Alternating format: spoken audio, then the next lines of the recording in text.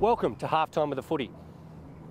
In the 2008 AFL National Draft, 27 players were either drafted or rookie listed from the WAFL competition. With two new teams about to enter the AFL, Gold Coast in 2010 and West Sydney in 2012, we could see even more players drafted to the AFL. Today on Halftime of the Footy, we speak to two people who know about the draft. The Gold Coast and West Sydney are coming, and the AFL are keen to expand the game into Queensland and New South Wales. Each club has 38 players plus rookies on their list. Add two more AFL teams and the AFL needs approximately 100 more players in the next couple of years. With WA winning the State 18s Carnival, we will see more players drafted from the WAFL competition. John, as the State 18s high performance manager, do you think you'll have more kids drafted this year? Look, we're confident of a really strong result again. I think over the past 3 years we've had over 70 players drafted out of WA when you take into account the national draft and also the rookie draft. So, you know, this year's group of players is obviously a highly talented group who've formed really well as a team at the national championships, but then also individually with 9 All-Australians. Is it your job to get kids drafted? Well, look, the Commission and this role certainly play a part in that. Our role is to set up the programs and oversee the programs and make sure that they're the best in Australia. And certainly we've been working really hard in those sort of key areas over the past couple of years to make sure that we are the benchmark state and we run the benchmark talent program in the country. Can you put your finger on why we seem to be drafting a lot of players over the last few years? Look, I think our grounds, we're sitting at one today, I think our grounds are a great asset. I think the style of football that we play in Western Australia, and again particularly at that Colts and even WAFL League level, is a style of football that's very conducive to AFL style football.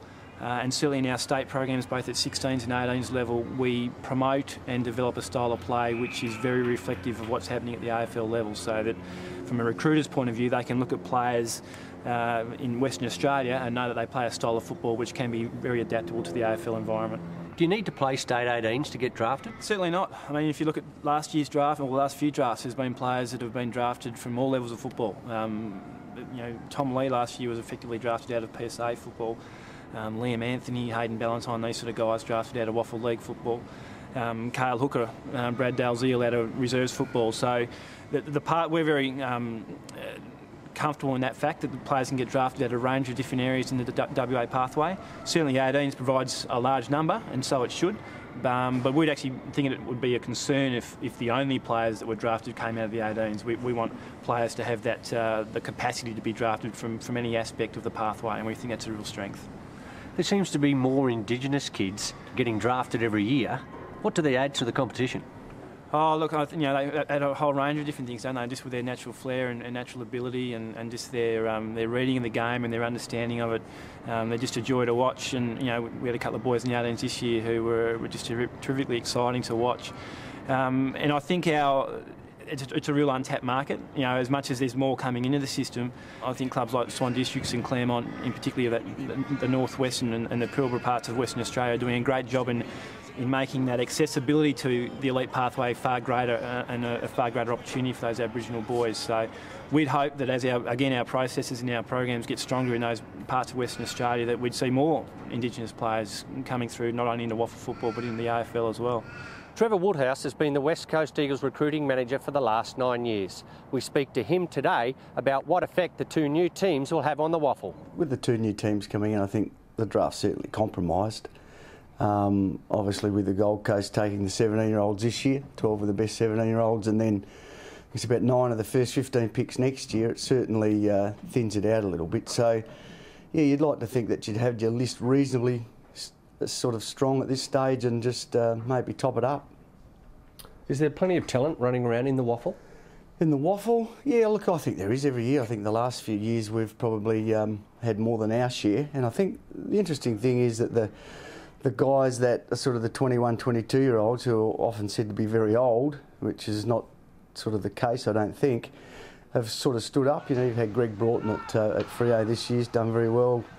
Liam Anthony's gone to North Melbourne and done well. You know, Adam Cockey's come in for us and played some games. So it seems as though it's a pretty good standard that if they play a number of games in the WAFL and get that basis, well, they seem to go okay in the big time. So majority of your players come from either the Colts or the TAC Cup.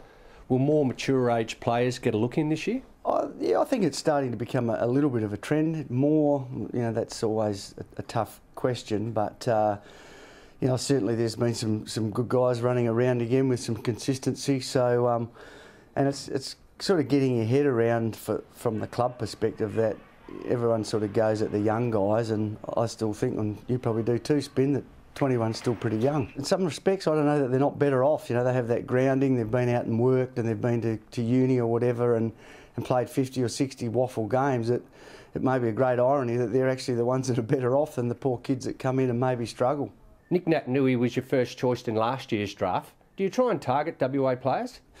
If they're there, I guess we do, but we don't tend to have any great, what's the word I'm looking for, choices, whether it's Victorian, South Australian, WA guys. We tend to try and pick who's the best. I think it was great last year that, perhaps the better players were coming from WA, and Nick and Daniel Richard. That was a pretty tough decision for us. We weren't going to probably miss out whichever one we picked, and that's probably stood up. And Daniel's had a fantastic year, and Nick, the second half's done pretty well, coming off a pretty limited preparation. What will the Eagles look for in this year's draft? Look, again, I think with our first round pick, we've tended to try and think who the best player is. Maybe there's a little bit more getting towards the needs basis, but I think that's always a little bit dangerous too. So we've always opted for who we think perhaps the best player is, and you don't always get that right, as you know. And then you try and balance your list as you go. At this stage, who do you think will be the number one draft choice? I think Scully will be. I mean, that's touted. I think that would be, and it's a Melbourne will be having the first pick, so it's probably a bit of a no-brainer. I mean, he's a terrific player. They're probably searching for a little tough midfielder that can carry it as well, and he's a left footer, which is often nice for clubs to be looking for that. So yeah, look, he's done nothing wrong, and I think he'd be a pretty good player along with a few of the others that are up around that mark. With Melbourne having the number one draft choice for 2009, one hopes the local WAFL competition will not suffer huge player losses in the future.